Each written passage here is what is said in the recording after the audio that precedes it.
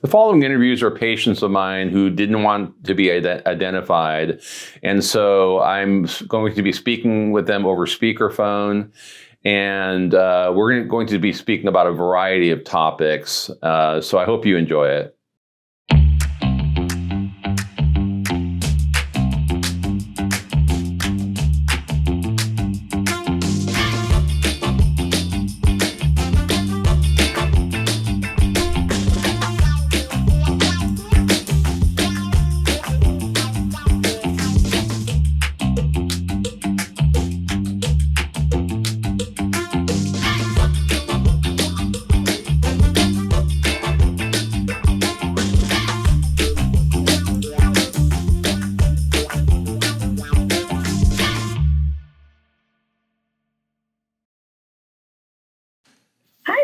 How are you? I'm good. How are you? Good, good. Well, last time I spoke with you, let's see. I know you you were already on Wellbutrin, and then let me see. And then I know I put you on Topamax, but you're also on what else besides that? You're on Lexapro? Lexapro. Yeah. 20 milligrams Lexapro. Right. So then the last time I talked to you, when I put the Topamax on, you had lost about 15 pounds on that. So how's that going now?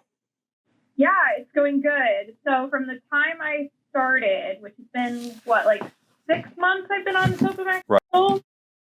I think I'm down another 15, so 30 total. Wow. Since I started. Yeah. So it's been really good, and yeah, I'm really happy with it. So I also know you have a history of migraine headaches. Now, how were the migraine headaches before you took the Topamax? Yeah, so they would turn into migraines, I would say like once a month, but the headaches themselves would probably be like 2-3 times a week on average. But now I'd say I probably get a headache like maybe once every couple of weeks. Like that has definitely slowed down too. I think I carry a lot of stress in my shoulders, which I found out my mother said I get that from her. And so I definitely feel like I don't carry as much of that stress in my shoulders anymore, which has been really nice. So those headaches definitely aren't coming on as often. Definitely, I mean, they happen every once in a while, but like compared to how it used to be, it's like night and day. It's been really nice. Now with the Topamax, are you getting any of the brain fog stuff, or is that okay? I might forget a word every now and then, but okay. It's not like preventing my, it's not stopping me from being able to do my job or, okay. Not debilitating anything in my life. Okay, good.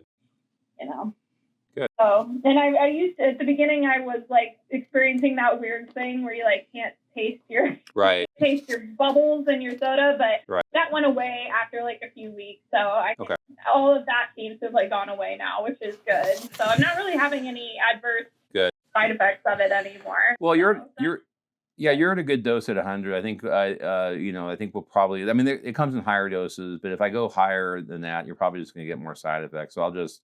Then we're going to leave it where it's at. Good. I'm really happy with it where we are. So. Okay, good. And we'll make sure that you have enough refills of everything. I think if you're doing well at this point, I'll talk to you again maybe in like a few months. Okay. Yeah. If things start to happen where the headaches come back, let's say the side effects go completely away, and the headaches come back, we could always kind of try to tweaking the Topamax dose a little bit and go higher. But I don't think you're going to need that. I think you're probably where you're going to stay with that. And do you notice that it curbs your desire for certain foods? Oh my gosh, yeah, I definitely feel like I would be really ravenously hungry like all the time, and I now like definitely my desire for food has gone down immensely. Good. So that's a huge change, and I know for sure that is why I'm losing weight. Right. It definitely helps curb my appetite a lot. So. Yeah, all the rave is these new weight loss drugs, but there's some risks with those. I mean, I think that with some of these new injectable drugs, we're hearing some problems with them, and also you tend to lose muscle, not just fat, too. And so I've had really good results with using Topamax and Wellbutrin together, and sometimes Oh that yeah. combination is the best combination for weight loss. Oh yeah. Well, and I've known for a long time that any issues I've had with my weight have all come from overeating. Right. It's nice to know that, it's nice to feel like I'm more in control. That's been really, really nice for sure. Well, that's what we call it stress eating, and we call it comfort food because there's certain foods that that we crave that give us comfort.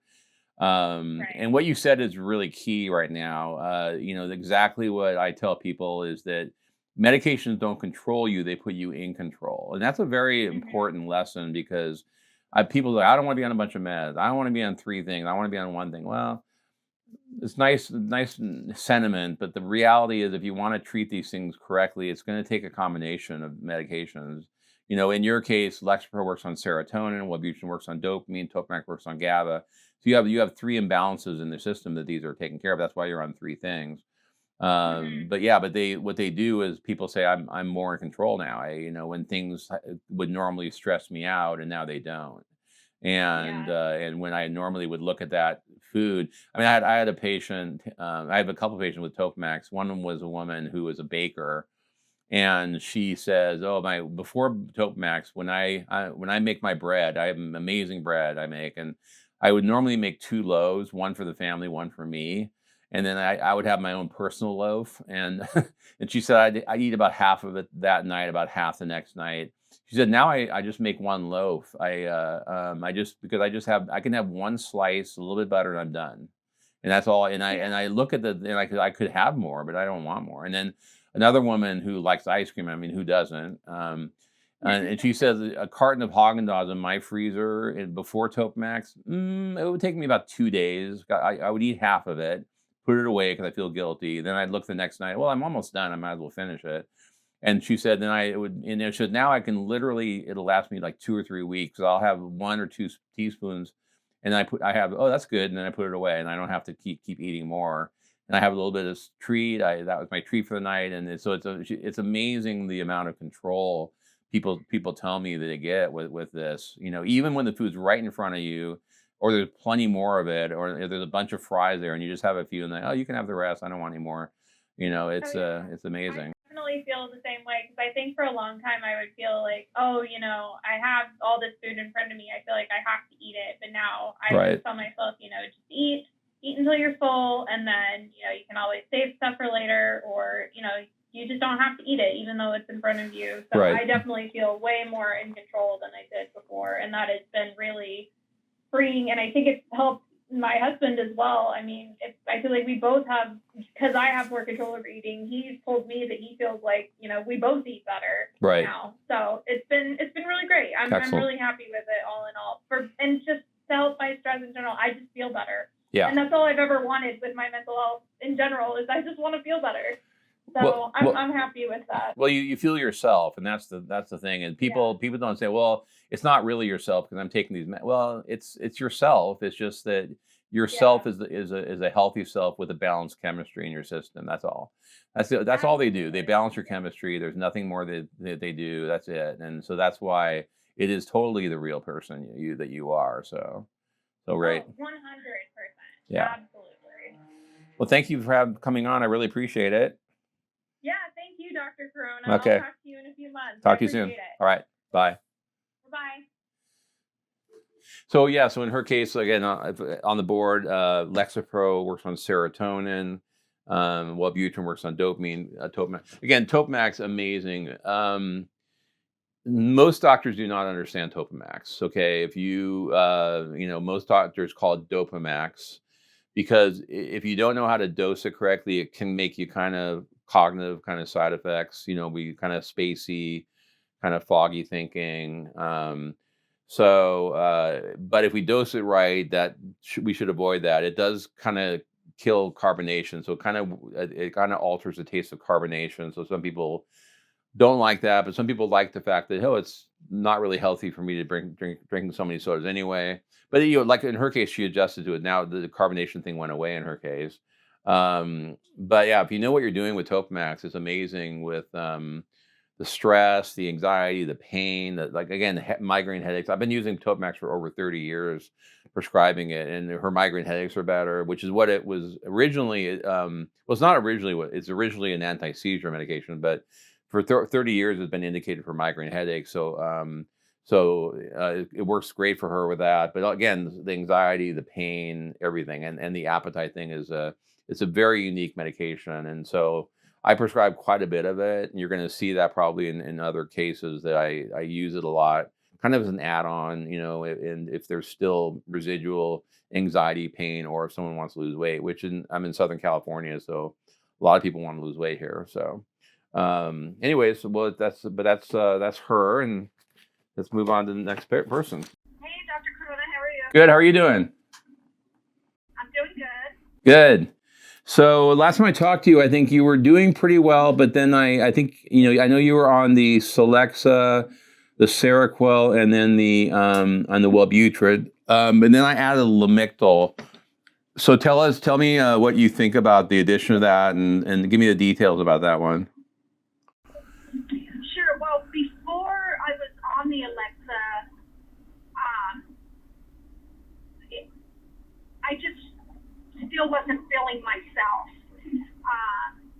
There's times that I was feeling down, and then times that I wasn't. So there was never really a steady, pace, like a steady mood that I had. Mm-hmm. And then once you prescribed me that, it was like a game changer. And even my anxiety isn't there, which is kind of weird. I don't know, but before I would, still get my anxiety, but now it feels really good. Life is good. Yeah, it's with Lamictal is an amazing medication. I call it Lamictal mop up duty, because what I see with it is, like, if someone has residual depression, you're already on a good combination with the Celexa and Wellbutrin. Is that there's something else going on, and that's why I had a feeling it was GABA that was not balanced, and Lamictal is actually an antidepressant, so it's not really indicated for anxiety, but what you're experiencing there is not unusual. That it helps just stabilize mood in general, because it's an antidepressant, and very mild, we call mood stabilizer, like Seroquel, but it works on a different chemical, and that's why sometimes I'll put that in at the very end of everything, and everything kind of gets better. Do you feel more like the old self that you used to feel? Oh, for sure. And I feel more motivated and good, just level-headed, which is really nice. How about physically? Do you see any difference in your body, how it feels? Oh, for sure. Like I mentioned, I'm more motivated, so I'm actually doing the gym every morning, eating healthier. It just really has mindset. Right. Yeah, probably because we're with treating that chemical with Lamictal. Probably it's making the Wellbutrin work better, because the Wellbutrin is the dopamine boost is what's causing the motivation energy. But it's possible with the other one that was not working correctly, that the Wellbutrin wasn't probably achieving its full potential. And now that you're on Lamictal, that's why the Wellbutrin is doing its job. And I'm guessing you're sleeping really well with the Seroquel, right? Oh yes, I'm sleeping really well. Yeah. Everything seems to connect really well. Good. Very good. All right. Well, we're just going to keep it as is. And if anything changes, let me know. Like I said, I think if things are steady state with you, and unless there's anything changes, I think we'll follow back up in a few months. Okay. Yeah, that's fine. Yeah. Any questions? No problem. I feel really good. No, I don't have any questions. Okay. Thanks for everything. I appreciate it. Yeah. Thanks for coming on. All right. You're welcome. Bye. Bye-bye.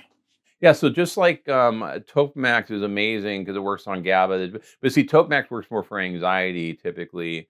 So Lamictal like I said, is the only antidepressant that works on GABA. And what I see is, like, when depression kind of is better, and then it kind of dips, and it gets better, and then it dips. We call it cyclical depression. Cyclical depression is when you're not seeing consistency. You're not seeing depression completely gone, and then it comes back, and then gets better. So when we see that, or when I have a case like hers that, we're doing well, but we're not quite there yet.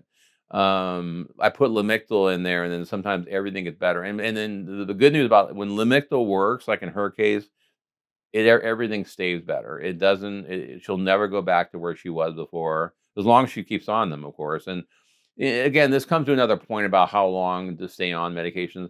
We just don't know the answer to that question.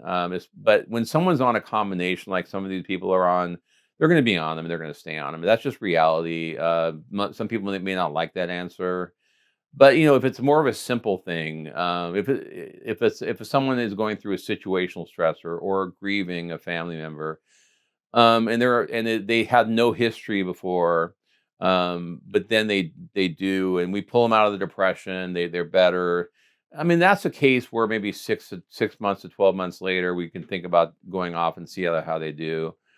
Now, when something's more strongly genetic, if it's longer lasting, it's been going on a long time.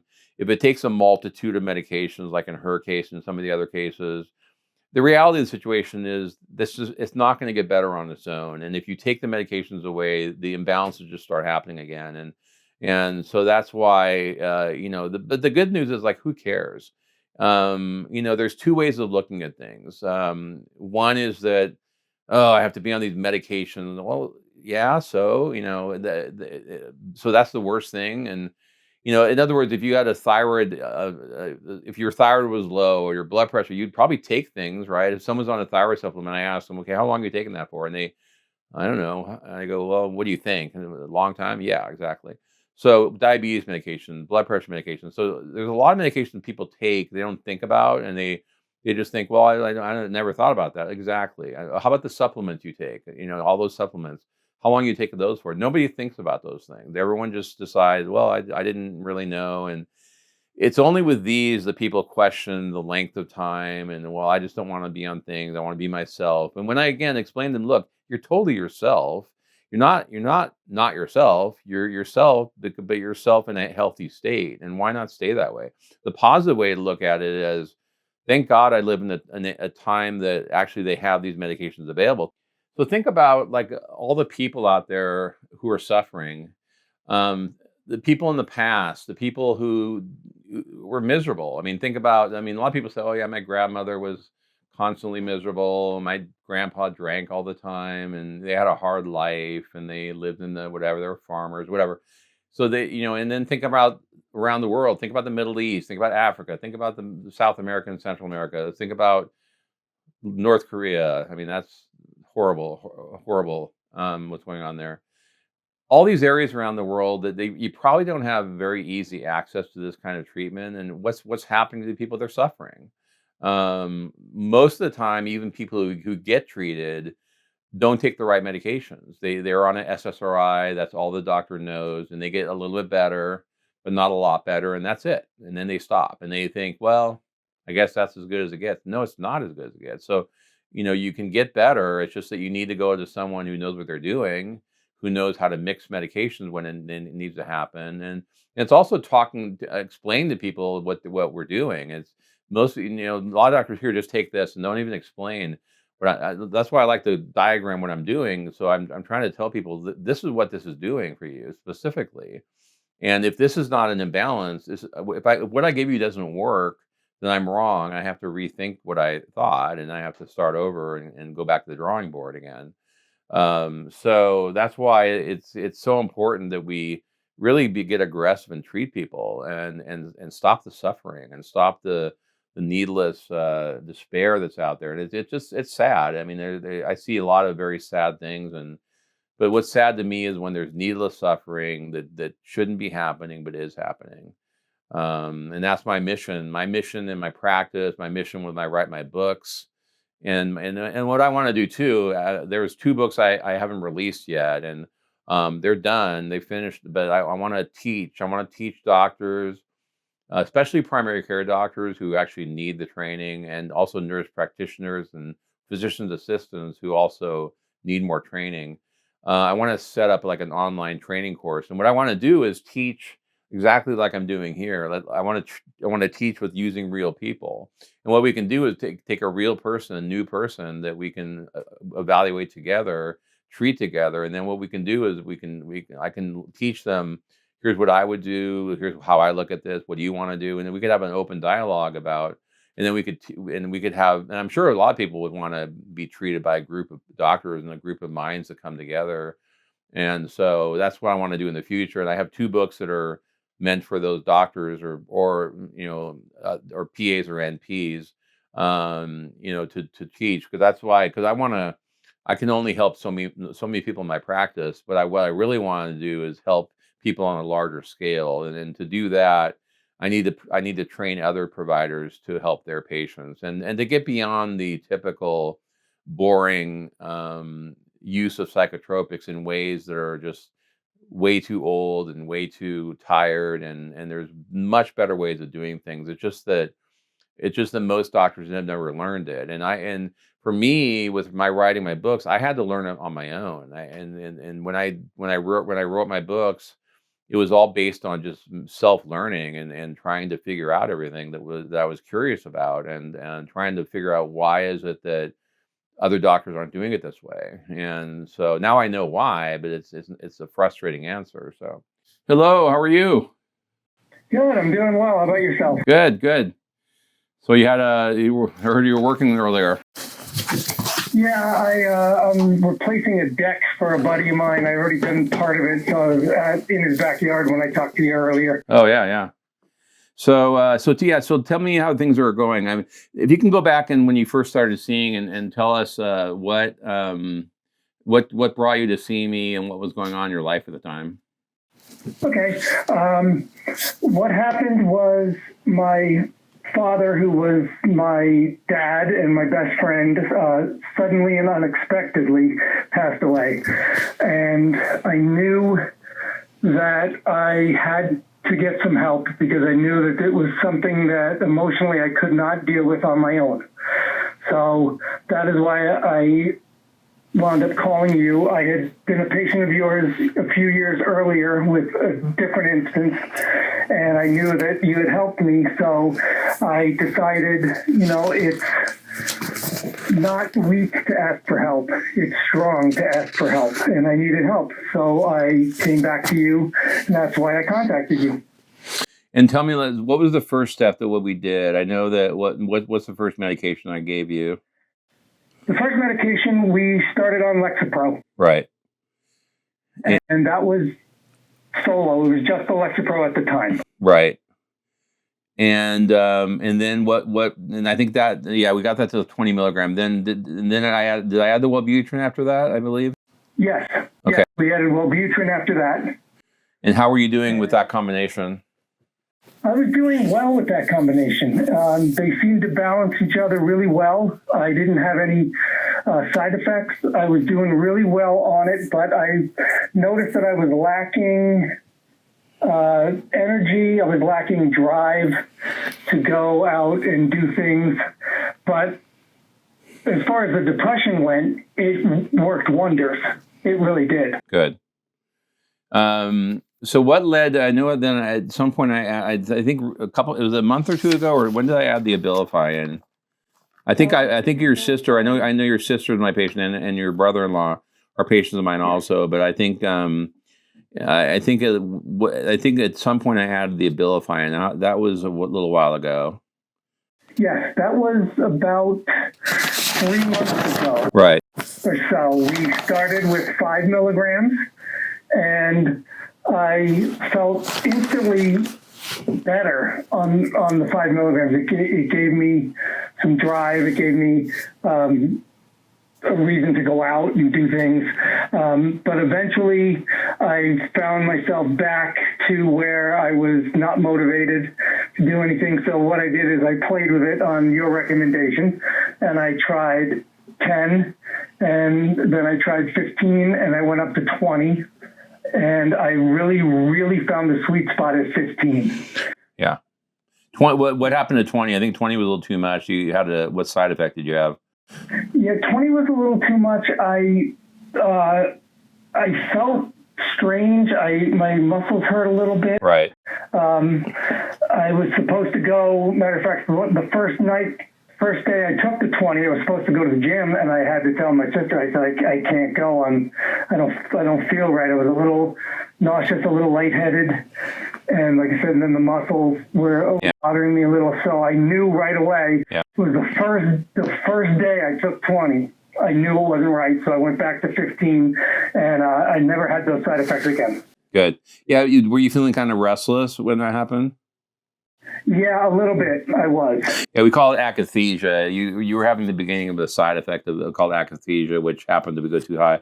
But Abilify is one of the medications that comes in the 5, 10, 15, 20, 30, and also 2 milligram. But that's sometimes with Abilify, we have to kind of explore the dose to get it perfect for you. So, Right. and then this is a mood stabilizer. So this should really kind of even things out for you. And moving forward, I'm expecting that just things are gonna stay really steady. I mean, again, obviously, and I think you have when's the anniversary of your father's death is coming up, or his birthday, or Yeah, his birthday just passed, and the anniversary for his passing is actually on the 17th of this month. How are you doing? So that'll be Monday, I believe. Yeah. How are you doing with that? Yeah. I'm actually, this was the first year that for his birthday that I was on the Abilify, and it's the first year that I didn't have an emotional breakdown on his birthday. Good. I felt really good, and I knew it was his birthday. I mean, it was a Sunday. We were having family day here, and I was like, yeah, today was Dad's birthday, and I felt fine. And now coming up with the anniversary of his passing, which is going to be on the 17th, I'm planning on going to work on this guy's deck job because it's a Monday. So I feel, I miss him, obviously, but I feel like I can function. Yeah, because both of you did a lot of work together, didn't you? Didn't you do a lot of woodwork and Yes. yeah? Yes. We had a cabinet shop together. Right. We did woodworking together. We built a hot rod together. We rode Harleys together. I mean, we did a lot. Yeah. Yeah, my dad is just turned 88, and he's, again, one of my best friends, and Right.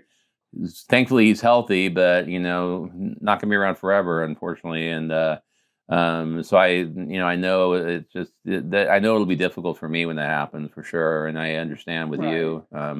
That was a big loss, a huge loss, and It was. yeah, but again, I think this is an example about medications. They don't control you; they put you in control. See, they don't change you as a person. They just, when things happen around you that would normally cause distress, you're more able to get through it because you're just the medication balancing your chemistry. You put you in control. So Yes. so that's And great. I know for a fact that had I not come to you to get help, I would be probably in my third year of sleeping all the time, being upset all the time, not being myself. Right.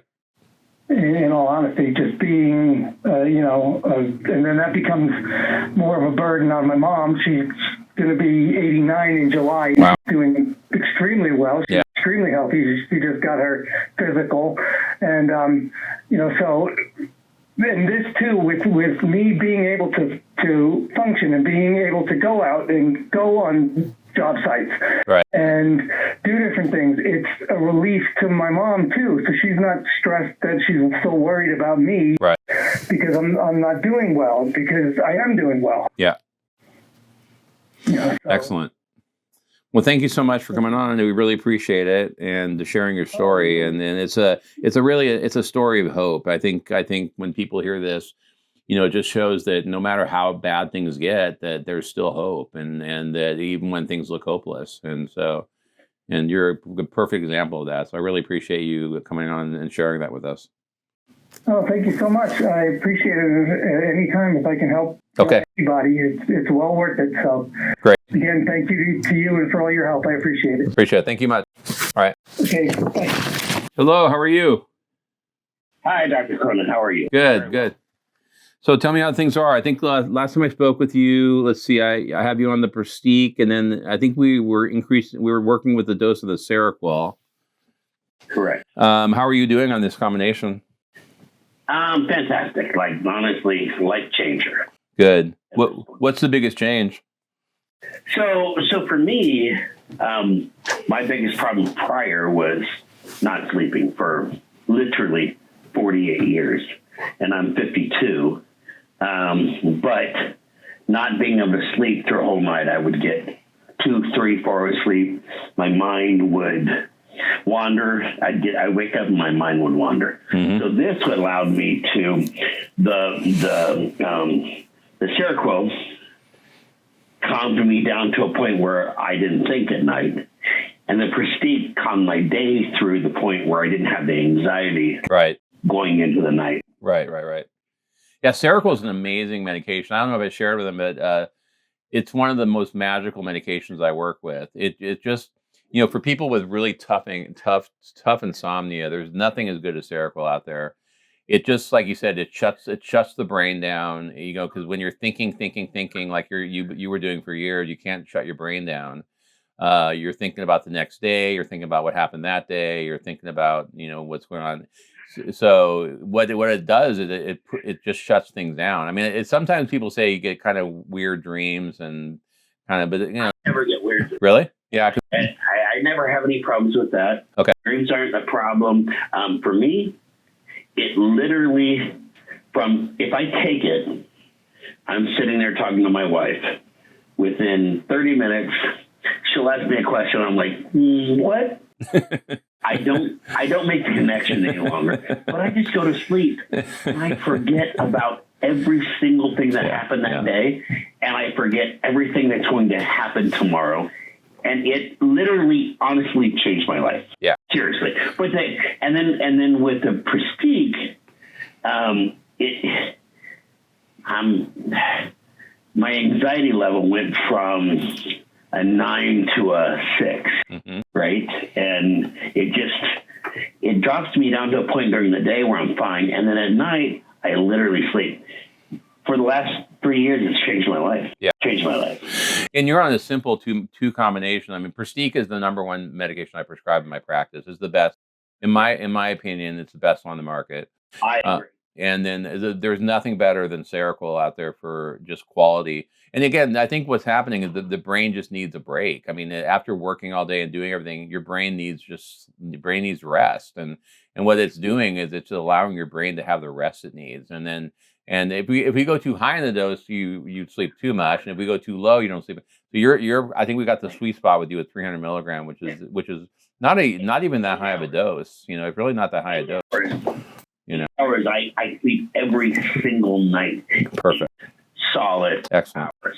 And that's I mean, and it's funny because before I used to feel a little bit guilty. It should be, if I slept 8 hours, I felt guilty for it. Yeah. Now it literally changes my perspective on life. Yeah. Well, it's restorative. And when you get that kind of quality sleep, the whole other 16 hours a day is changed because now you're restored and your brain is able to turn on the neck afterwards and function the best because you got such good rest. And so 100%. Excellent. Well, it's changed who I am. Excellent. Well, I'm glad because you're a great person and I enjoy seeing you, and I really appreciate you coming on and talking to us about it. 100%. I'm happy to do so. All right. You take care. Thanks. Thank you so much. Bye now. Yeah, so the magic of Seroquel, I'm telling you, it's I've worked with it for years, and there's nothing out there. I mean, it's too strong for some people. Some people, they can't handle Seroquel because they just think it's just too sedating. So it's not for everybody, for sure. Some people just need over-the-counter melatonin, whatever. They're fine. But when people have that really, really tough sleep where they just cannot shut down, they've tried other medications, they've tried other sleeping pills, they don't work. This is really a go-to for a lot of my patients. It almost always works, and it's just a matter of adjusting and figuring out the right dose. But it just, like I said, it's so nice when the brain gets shut down gets into that deep sleep pattern. And some people say, I mean, weird dreams here and there, but dreams are kind of weird anyway. But yeah, but in his case, it's really nice to see that, because he's a high functioning guy. He's very busy, very successful guy. So this has really helped him a lot.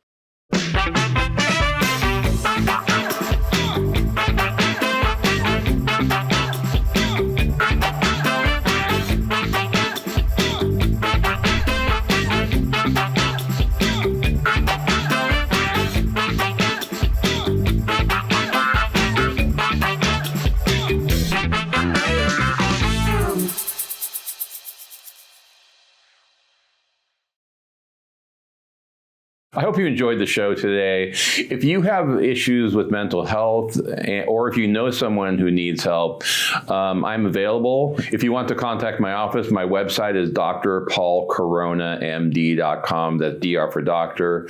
And you can also learn more about me on my website. My phone number, if you want to contact my office directly, is 949-481-0118. If you want to learn more about my methods and what I do, my latest book, I recommend The Corona Protocol, a scientifically proven medical solution to stop addiction, bullying, homelessness, school shootings, and suicide, 30 years in the making. In this book, I tell 30 original short stories about people. And I also have my first 3 books, Healing the Mind and Body, the trilogy, available online. I look forward to you joining me again on the next episode of The Dr. Paul Show.